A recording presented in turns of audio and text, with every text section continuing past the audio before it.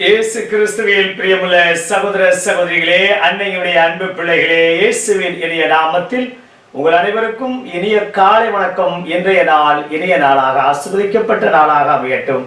நீங்க எல்லாரும் நல்லா இருக்கணும்.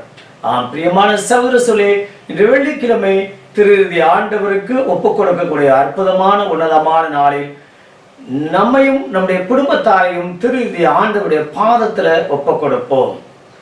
பிரியமான சகோதர சகோதரிகளே, பித்தாகுரஸ் என்ற கணித மேதை தன்னுடைய சீடரிடம் அடிக்கடி கூறுவாராம், ஒவ்வொரு நாளும் இரவு தூங்க போவதற்கு முன்பாக இந்த நாளை நான் எப்படி செலவு செய்தேன், இந்த நாளில் நான் என்ன கற்றுக்கொண்டேன் என்று ஒரு சின்ன பேப்பர்ல எழுதி பாருங்கள் என்று அடிக்கடி கூறுவாராம்.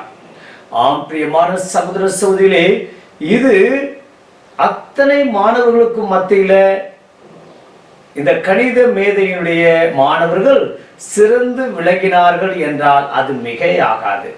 ஒவ்வொரு நாளும் இந்த நாளில் நான் என்ன கற்றுக்கொண்டேன் என்பது ஒவ்வொரு சீடனுடைய சிறப்பான வாழ்வுக்கும் மற்றும் சுய சிந்தனைக்கும் அது பயன்படுத்தினார்கள்.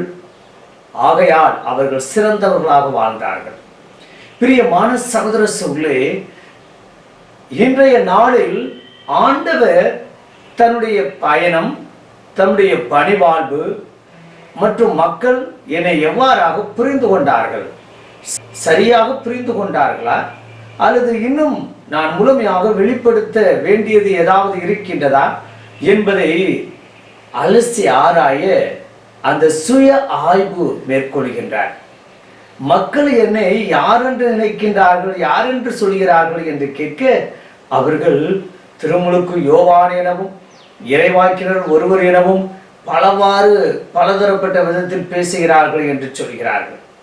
சரி, மற்றவர்கள் என்னை எப்படி வேணாலும் நினைத்துக் கொள்ளட்டும், நான் அவர்களுக்கு முழுமையாக வெளிப்படுத்தாமல் கூட இருக்கலாம், அல்லது அவர்களுக்கு நான் இன்னும் சரியாக அவருடைய புரிதல் அறிதல் படி நான் நடக்காமல் இருந்திருக்கலாம். ஆனால் சீடர்களே, நீங்கள் என்னோடு இருக்கின்றீர்கள், என்னோடு இரவு பகலாக தங்குகின்றீர்கள். நான் செய்யக்கூடிய அற்புதங்களையும் அதிசயங்களையும், நான் போதிக்கக்கூடிய அந்த போதனைக்கும் மற்றும் விளக்கமும் எல்லாம் என்னோடு இருக்கின்ற போது உங்களுக்கு இன்னும் மிகுதியான அருள் கிடைத்திருக்குமே, நீங்கள் யார் என்று என்னை சொல்கிறீர்கள் என்று கேட்பதற்கு துடிப்புள்ள ராயப்பர் மட்டும் கூறுகிறார், நீர் கடவுளின் மெஸ்ஸியா என்று கூறுகிறார். ஒன்று நீ கடவுள், அதுவும் மெஸ்ஸியா, கடவுளின் மெஸ்ஸியா என்று கூறுகிறார். என்ன ஒரு அருமையான வெளிப்பாடு! பிரியமான சகோதர சோலே, சீடர்கள் 12 பேரிலும் ராயப்பர் ஆண்டவரை யார் என்று புரிந்து கொள்கிறார், அறிந்து கொள்கிறார். ஒருவேளை ஆகையால் தான் அவருக்கு பெரிய பொறுப்பை, பாறை, இந்த பாறையின் மேல் நான் திருச்சபை கட்டுவேன் என்று பேதுருவுக்கு ஆண்டவர் கூறினாரா? பிரியமான சகோதர சகோதரிகளே, ஆண்டவர் இந்த சுய ஆய்வுல தன்னை யார் என்று மக்கள் கூறுகிறார்கள், தன்னை யார் என்று இந்த சீடர்கள் நினைக்கிறார்கள் என்று தெரிந்து கொண்டு தன்னுடைய அந்த வெளிப்படுத்தலை மாற்றிக்கொள்கிறார். போதனையிலும் அற்புதங்களும் அதிசயங்களும் செய்வதில் மக்கள் புரிந்து கொள்வார்கள் என்பதையெல்லாம் தாண்டி தன்னுடைய துன்பத்தையும் துயரத்தையும் பாடுகளையும் பற்றி அவர் பின்னால் பேசத் தொடங்குகிறார். இந்த துன்ப துயரத்தின் வழியாக என்னை யார் என்று மக்கள் புரிந்து கொள்ள வேண்டும். ராயப்பரை போல ஆண்டவரே நீர் கடவுளின் மெஸ்ஸியா என்று அறிக்கையிட தயாராக இருக்கின்றோமா? நிறைய நேரங்களில் திருப்பலியின் போது நம்முடைய விசுவாசத்தை அறிக்கையிடுகிறோம். ஒரே கடவுளை விசுவசிக்கின்றேன், அவர் மெய்யான கடவுள் என்று நான் நம்புகிறேன், உயிர்ப்பை நம்புகிறேன், மறுவாழ்வை நம்புகிறேன் என்றெல்லாம் விசுவாச அறிக்கையிட்டாலும் அது வெறும் சொற்களாகவே. விசுவாச அறிக்கை இடுவதால் ஒருவர் சொர்க்கத்துக்கு செல்ல முடியாது. அந்த விசுவாசத்தின்படி வாழ வேண்டும் என்பதுதான். பிரியமான சகோதர சகோதரிகளே, இன்றைக்கு நாம் ஒவ்வொருவரும் ஆண்டவர் நமக்கு யார், இணைந்து ஜெபிப்போமா? பரலோக தந்தையே இறைவா, இந்த அருமையான இனிமையான நாளுக்காக உமக்கு நன்றி செலுத்துகிறேன்.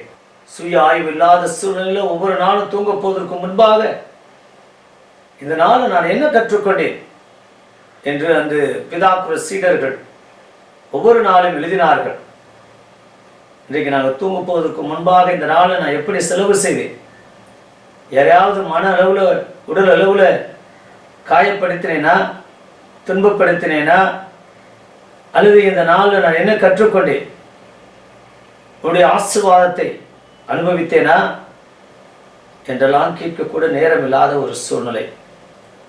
தகப்பனே, ஜெபத்திற்கு பிறகு இந்த சுய ஆய்வை மேற்கொண்டு ஒவ்வொரு நாளும் நாங்கள் இரவு தூங்க போவதற்கு முன்பாக அப்படிப்பட்ட அந்த சுய ஆய்வு எங்களை இன்னும் இன்னும் நல்லவர்களாக வாழச் செய்யும் என்ற நம்பிக்கையோடு, உமக்கு மட்டுமல்ல நீ கடவுளாக இருந்தும் கூட சுய ஆய்வை மேற்கொண்டு சரியான பாதையில் சரியான புரிதலோடு அறிதலோடு சரியான அந்த மக்களுக்கு வெளிப்படுத்தக்கூடிய அந்த சூழ்நிலாம் சரியா என்று நீ ஆய்வு செய்தீர். எங்கள் வாழ்க்கையில நாங்கள் ஆய்வு என்பதே இல்லாத ஒரு நிலை. முடிந்த பிறகு ஆய்வு செய்கிறோம். ஆனால் ஒரு காரியத்தை தொடங்குவதற்கு முன்பாக அல்லது தொடங்கி சென்று கொண்டு இருக்கக்கூடிய சூழ்நிலையில ஆய்வு இல்லாத ஒரு நிலை, மெத்தன போக்கு, அலட்சிய போக்கு, வந்தால் பார்த்துக் கொள்வோம், கேட்டால் சொல்லுவோம் என்றெல்லாம் பலதரப்பட்ட விதத்தை நாங்கள் வாழ்ந்து கொண்டு இருக்கக்கூடிய இந்த சூழ்நிலையெல்லாம் மாறி ஒவ்வொரு நாளும் நம்முடைய ஆசீர்வாதத்தினுடைய வல்லமையும் எங்களுடைய வாழ்வையும் ஒப்பிட்டு அலசி ஆராய்ந்து இன்னும் ஆசீர்வதிக்கப்பட்ட பிள்ளைகளா என்று வாழ கிருபை தரும்படி எங்கள் ஆண்டவராகிய இயேசு கிறிஸ்துவின் நாமத்தில் ஜெபிக்கிறோம் நல்ல பிதாவே, ஆமென்.